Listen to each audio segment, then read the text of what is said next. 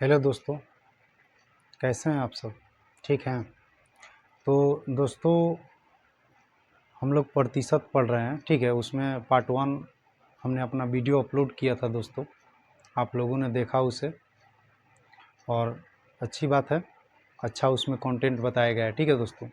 तो देखिए दोस्तों, अभी हम लोग प्रतिशत में पढ़ रहे हैं। इससे आपको बताए थे कि प्रतिशत में वृद्धि का मतलब क्या होता है। जो पार्ट 1 वीडियो गया है ना दोस्तों, उसमें हमने बताया है।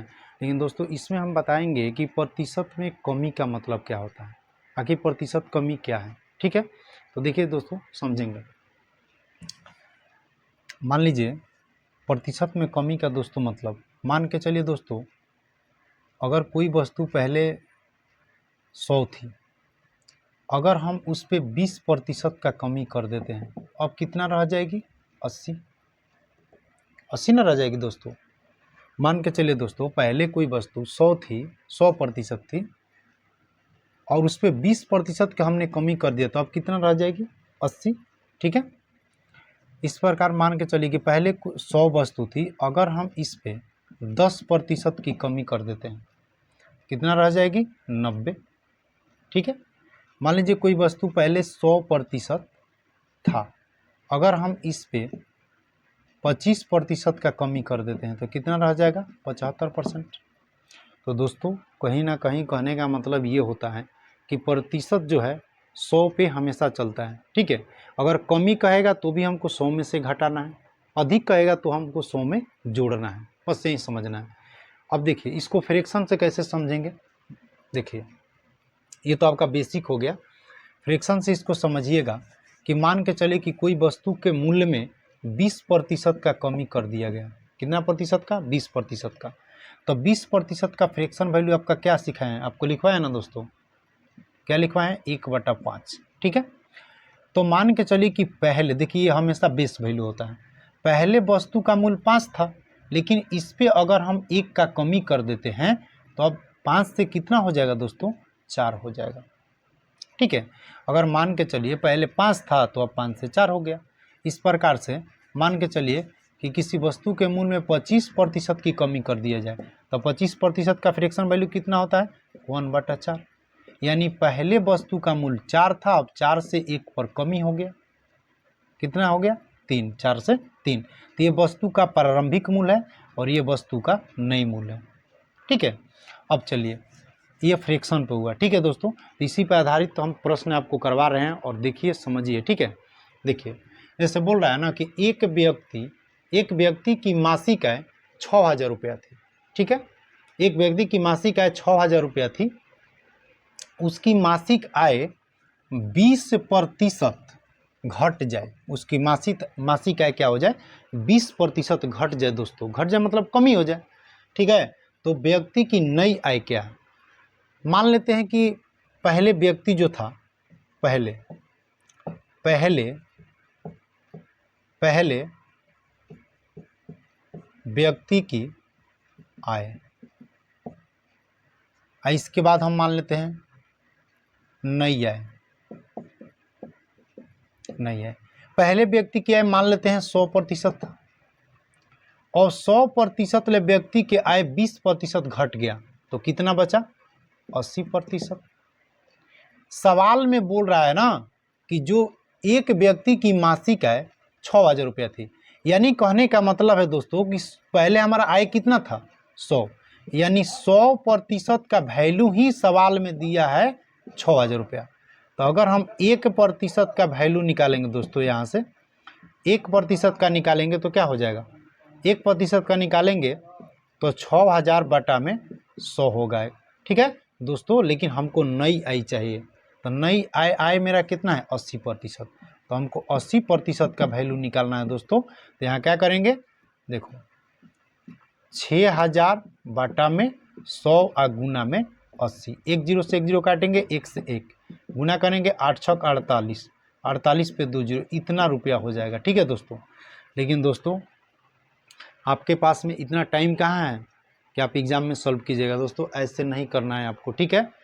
ऐसे आप करिएगा तो आपको टाइम लगेगा, ठीक है। ये बेसिक से था। अब देखिए दोस्तों, हम जो फ्रैक्शन बताएं उस पर कैसे करते हैं इस क्वेश्चन को। तो दोस्तों, फ्रैक्शन में आपको बताए हैं, देखो ध्यान से, फ्रैक्शन में बताए हैं कि मान के चलिए कि 20% दिया है, तो 20% का फ्रैक्शन वैल्यू क्या होता है 1/5, यानी पहले उसका आय 5 था और 5 से कितना हो गया 4। ठीक है, तो हमको 4 यूनिट का वैल्यू निकालना है, यही नई आई है, जो नए आपका व्यक्ति के आय है यही है। तो यहाँ 5 यूनिट के वैल्यू कितना दिया है, 5 यूनिट के वैल्यू जो दिया है सवाल में आपका दिया है 6000 रुपया। ठीक है, इसका कितना गुना है, इसका कितना गुना है, तो 1200 गुना, 1200 में अगर 5 से गुना करेंगे तो 6000 आएगा। ठीक है, अब हमको क्या करना है कि इस 4 को भी 1200 गुना कर देना है, तो बच्चों कितना होता है 48, ये आपका उत्तर। तो आपको सवाल में ऐसे करना है। ठीक है दोस्तों, ओके।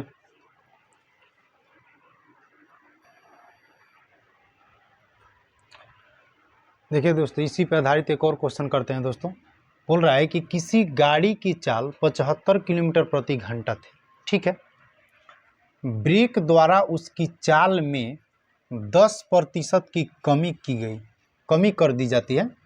और किसी गाड़ी का चाल 75 किलोमीटर प्रति घंटा था, लेकिन ब्रेक लगाने के बाद में क्या हुआ कि उसके चाल में 10% की कमी की जाती है, चाल 10% कम हो जाता है। तो अब उसकी नई चाल पता करना है। ठीक है, तो अगर आप दोस्तों बेसिक से करना चाहते हैं तो बेसिक से आप कीजिएगा। यहाँ पे क्या करेंगे, देखो मान लेते हैं कि पहले उसकी चाल 100% था, अब 100 से 10% की कमी, तो 100 पे 10 कमी करेंगे तो कितना हो जाएगा 90%। सवाल में यहीं आपका 90 यूनिट का वैल्यू ज्ञात करना है, तो 100 यूनिट का वैल्यू यानी 100%, 100% का वैल्यू आपका कितना दिया है 75 दिया है।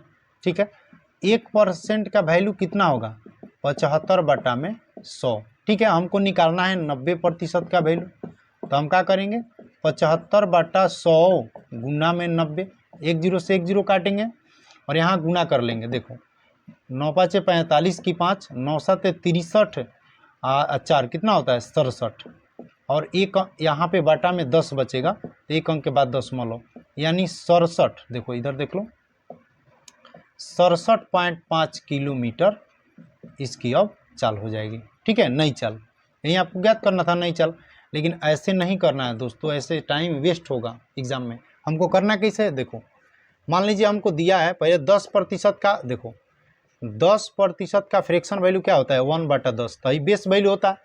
पहले उसकी चाल 10 रही होगी, अब नई चाल 10 पे 1 के कमी, यहाँ कमी बोला है। ठीक है, तो यानी 9 हो गया, तो यानी 10 यूनिट के ही वैल्यू सवाल में कितना दिया है 75, इसका कितना गुना है, तो इसका 7.5 गुना है। ठीक है दोस्तों, अगर 7.5 में 10 से गुना करोगे तो 75 आएगा, तो बस इसका कर देना है 7.5 गुना करोगे दोस्तों, यहाँ पे कितना आएगा आपका आएगा 67.5 किलोमीटर प्रति घंटा। तो ये बेस्ट है, ऐसे करना है आपको। ठीक है, ओके।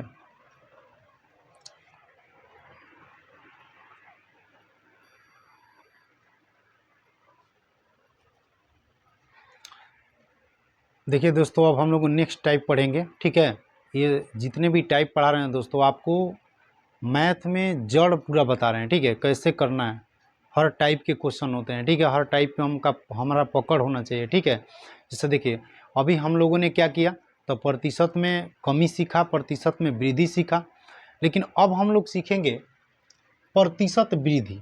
मान लीजिए प्रतिशत में वृद्धि कैसे निकालते हैं। ठीक है, जैसे मान के चलिए दोस्तों, आपके सामने क्वेश्चन है कि एक व्यक्ति की आय 80 रुपया प्रतिदिन है।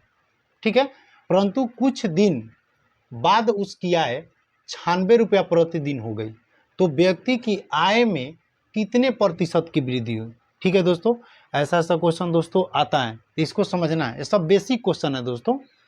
अब देखिए, जैसे मान के चले कि कोई व्यक्ति है जिसका आय पहले 80 रुपये प्रतिदिन था, पहले कितना था, पहले उसका आय जो था 80 रुपये प्रतिदिन था, लेकिन अब जब उसकी आय बढ़ गया, देखो यहाँ दोस्तों जब उसकी आय बढ़ गया तो प्रतिदिन कितना हो गया 96 रुपया।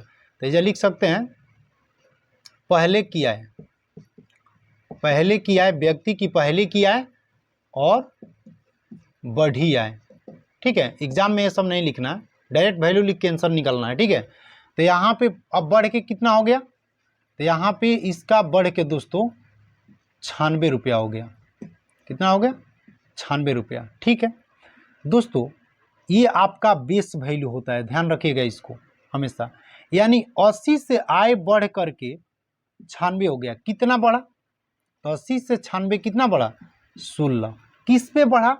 तो 80 पे बढ़ा। ठीक है दोस्तों, और यहाँ में गुना 100, 16 से 5 बार में और 5 ले काटेंगे इसको 20 बार में। तो दोस्तों यहाँ पे 20% राइट आंसर होगा। ठीक है,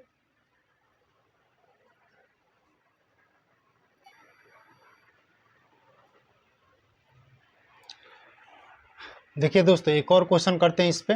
कह रहे हैं कि किसी वस्तु की कीमत 1200 रुपया थी, बाद में उसकी कीमत 1500 रुपया हो गई। ठीक है दोस्तों, यानी किसी वस्तु की कीमत 1200 रुपया थी और बाद में, यानी बाद में उसकी कीमत 1500 रुपया हो गई। यानी पहले और बाद का बात है। ठीक है, तो देखिए पहले कितनी थी? तो पहले 1200 रुपया थी और बाद में हो कितना गई? तो 1500 रुपया हो गई। यानी ये आपका बेस वैल्यू है। ठीक है, यानी 1200 से 1500 हो गई। कितने का यहाँ पे वृद्धि हुई? तो 300 का। ठीक है, किस पे? तो 1200 पे। ठीक है, और गुना में क्या करते हैं? 100 करते हैं। हम यहाँ से दोस्तों इसको काट लेते हैं। ठीक है, 2 जीरो से 2 जीरो खत्म करते हैं। इसको 12 से काटेंगे दोस्तों, तो 12 से काटेंगे तो कितना हो जाएगा? 12 से काटिए, 12 एक बार में बहती 12 से काटेंगे दोस्तों, तो यहाँ पे हो जाएगा आपका 12 दूनी 24 और 12 पचे 60। यहाँ पे 25% आपका, यानी वस्तु की कीमत में 25% का वृद्धि हुआ। ऐसे ही बनाना है दोस्तों।